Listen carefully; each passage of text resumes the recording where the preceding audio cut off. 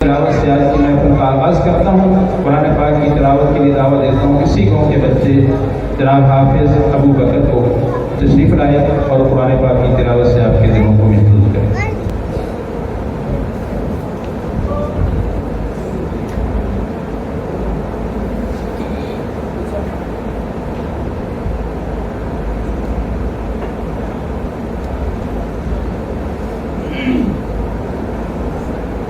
أعوذ بالله السميع العليم من الشيطان الرجيم